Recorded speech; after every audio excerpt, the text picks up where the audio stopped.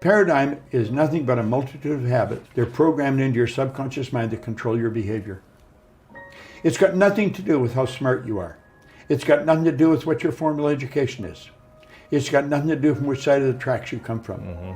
It has to do with your paradigm. The paradigm is a program in your subconscious mind. It's both genetic and environmental that's controlling your behavior. Everyone that can hear my voice knows how to do better than they're doing. And they may wonder, why don't I do it? It's because you're programmed to do what you're doing. Yeah. And until you change the program, nothing's going to change. Mm-hmm. Paradigm has to be changed.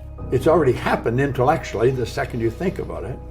It's already happened emotionally when you're emotionally involved with it. So it's only a period of time until it manifests in physical form. But because it's not in physical form, we act like we haven't got it yet. That's why most people stay stuck, because they're acting like they haven't got it yet.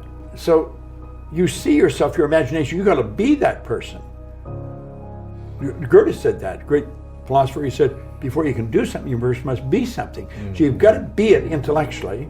You've got to be it emotionally. It's like Solomon says, as a person thinks within their heart, the emotional mind. Well, it's only a period of time then until it manifests physically. That's one of the first laws of the universe, is the perpetual transmutation of energy. Energy is moving into form, always. So we cause it all to happen the way we think and the way we stay locked into ideas. I think you build the image of what you want, but everything you create twice. Once in here, once out here. So we have to see ourselves with what we want here. Now we've got enormous deterrent in our paradigm.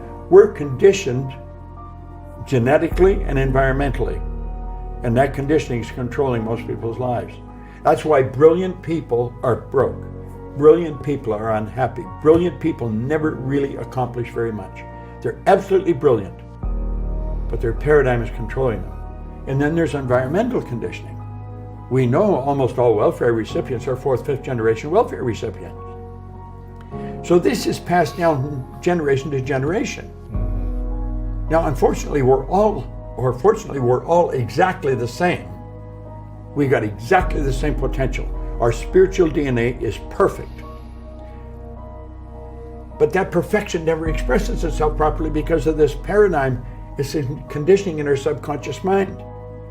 You see so many brilliant people and they don't make it.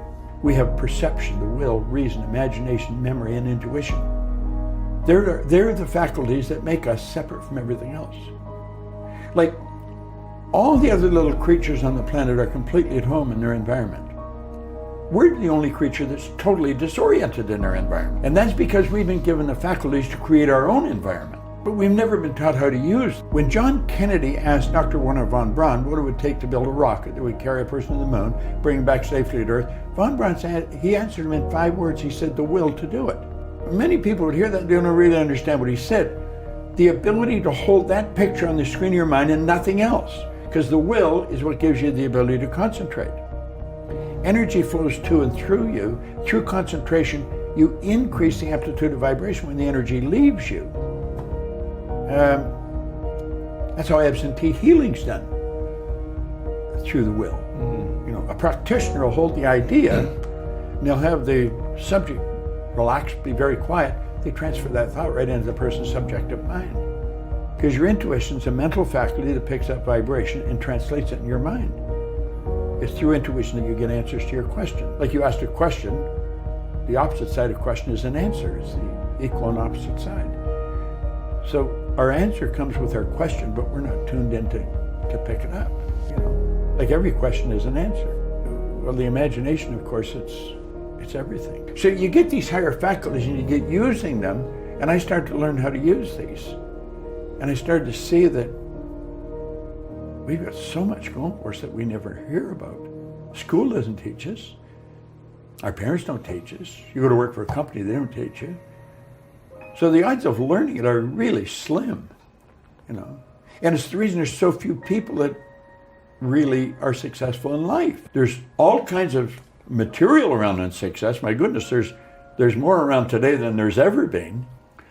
Concentration increases amplitude of vibration.